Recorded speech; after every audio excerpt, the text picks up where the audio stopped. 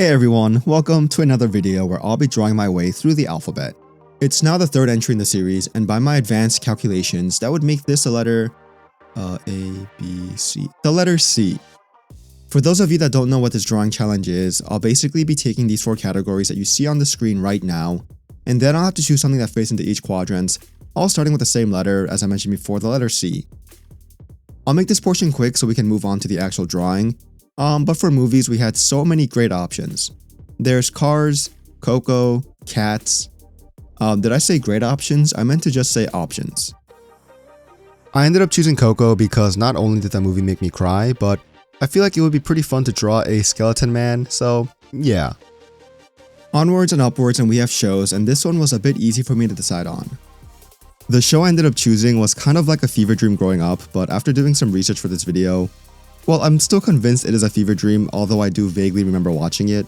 The show I'm talking about is Cat Dog, and I just really love the design of the titular characters. Or is it character? Are they one character? I'm not so sure. I do remember vaguely watching this when I was growing up, but I don't really remember too much from the show, but I just really love the design, which is why I chose it. Next up is games, and this one gave me a bit of difficulty. There's so many games that start with the letter C, half of it being Call of Duty. But besides Cyberpunk 2077, which is fantastic, the other two options I chose were Club Penguin and Cuphead. I weighed my options, but eventually I landed on Cuphead because it's such a nice old school style that brings me so much nostalgia. So we got movies, shows, games, but all we gotta do now is to figure out where our drawing is going to take place. And there's quite a lot of great choices yet again, like the circus, or carnival, or cafeteria, or canyon, or well, I could just keep going on and on. But after looking at our characters, I thought it might be a fun idea to do a drawing that takes place at like a little campfire, and we can have Hector or Miguel singing the iconic Campfire song. Of course, it'll help if the others sing along. We just gotta make sure they don't draw any unwanted attention from any wandering sea bear, cause they can get a bit dangerous and I can't draw my circles that perfectly. So now that the idea was set in stone, it's time to tackle this drawing. Onwards to Clip Studio Paint. For this time-lapse portion, I'm going to be doing it a little bit differently. Instead of editing around what I say like I normally do, I'm just going to have the time-lapse play and then just talk around it. Let's see how it goes. As you can see, I start with a very rough brainstorming sketch to kind of just get the general outline down. And this image just consists of our group of a giant cup man, a four-legged sausage with a cat and a dog for a head, a little boy, and an adult musician skeleton man. With that being said, they're visually very distinct from each other, so it was pretty fun to draw, and I think the final results came out pretty good, but I'm getting ahead of myself.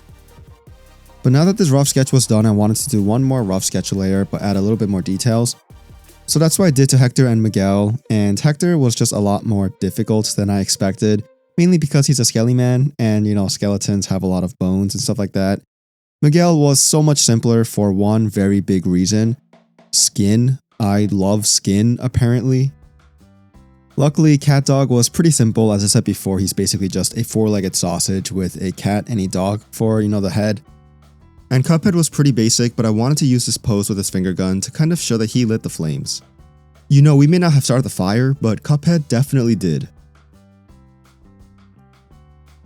We're moving on to this inking layer that's still a bit rough. I do like to have a messier inking layer to start with before I clean it up a little bit. But as we can see, I added a bit more of Miguel's design here, and I do make a little mistake with his actual clothing. I forgot to give him this, what is that, like a crop top jacket? And instead I just gave him a regular size jacket because I just forgot to look at the reference image during this time. But let's be honest, he has no fat on his body, and he probably gets really cold because of it, so I actually just did him a favor.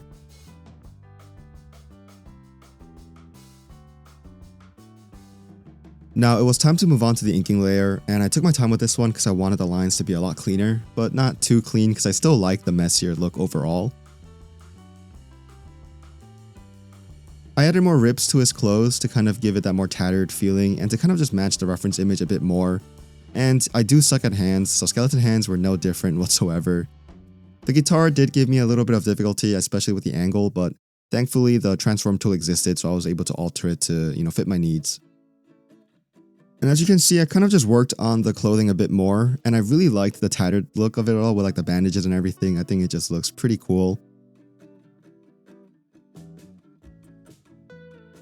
Miguel, on the other hand, was pretty easy thanks to his skin and his clothes not being tattered. Unfortunately, in this drawing, he's not accompanied by Dante. In this instance, he's accompanied by CatDog, who I guess is an equally cute and ugly dog at the same time. But I don't really have too much to say about their design. I just think it's so simple and derpy looking that I just love it. The only thing I did to Cuphead was to change his pose just a little bit. Instead of having finger guns, I made him hold a stick with a marshmallow because you need s'mores at a campfire. And I mean, who's gonna say no to s'mores, honestly, so... No more s'mores. No more s'mores. The environment was pretty difficult, I'm not gonna lie, but it wasn't as hard as it could be. And I don't really know what I was doing with this, like, circle thing here. I think I was just trying to test out the different, like, colors and see if I could mix them. It didn't really turn out that well.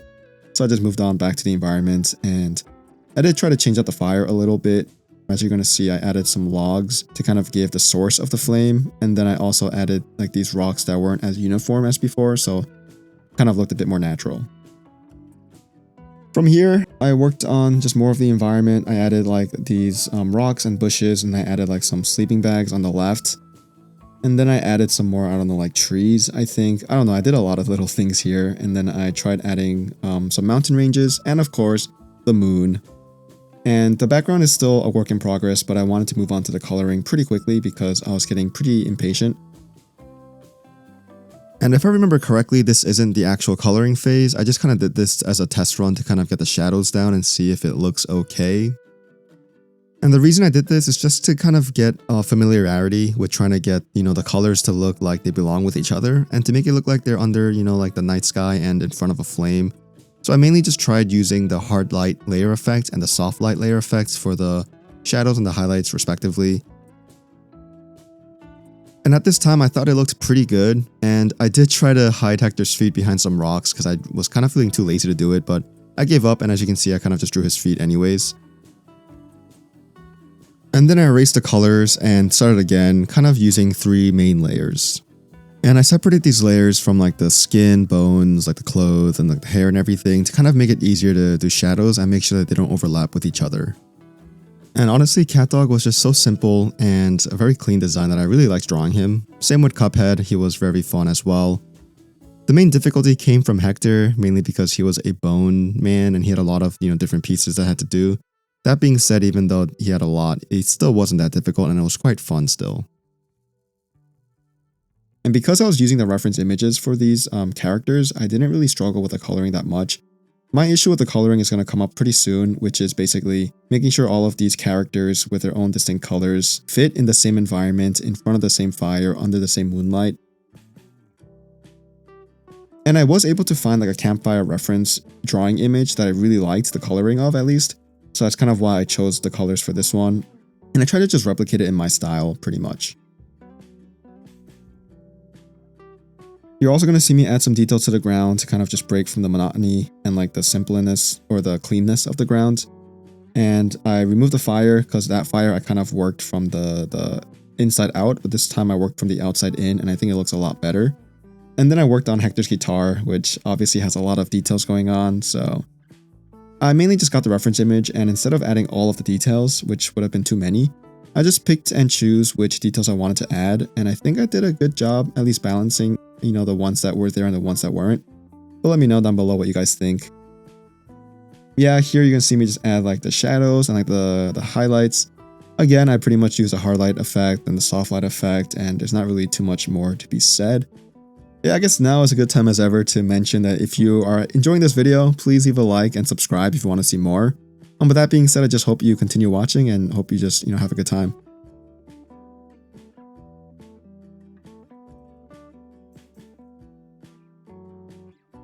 This style I did with like the shadows and the highlights, I know it's not perfect, but I actually really liked how it turned out. Let me know down below if you think there's another way to do it or a better way to do it. I'm all ears. But I just pretty much did the same thing for the rest of the characters, as you're going to see. And the more left we go, the simpler it becomes, honestly.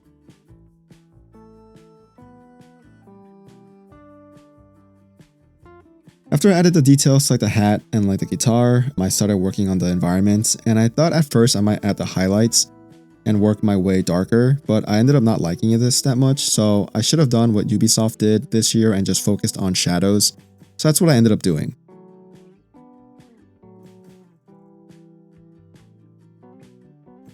And after I saw these shadows, I thought, man, this actually looks pretty solid. So I decided to remove the lighting and just work my way from dark to light.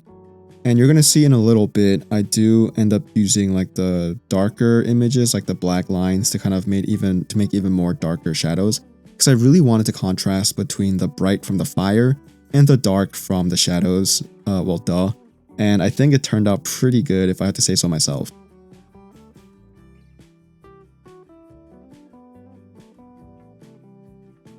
Yeah, so as we're finalizing on like these shadows, I do kind of work on the highlights afterwards, I believe. No, I forgot. I do add a marshmallow to the dog's mouth, and I do fill out the coloring of the rest of the environment. And then I believe I work on the highlights, as you see here. And you're going to see me mess up a little bit, like right here. I didn't mean to highlight the entire ground in front of Hector's feet, but I actually liked how it looked so much that I ended up just keeping it. It may not make the most sense, I don't think. I don't know, I really like it. And then I finalized the inking in the background, and instead of doing the mountain range like I initially had anticipated or planned to do, I thought I might as well just copy the reference image and just make it trees. But I didn't want to just copy the reference image one for one, so I kind of did it a little bit differently, and my trees stay, as you can see, look, just worse.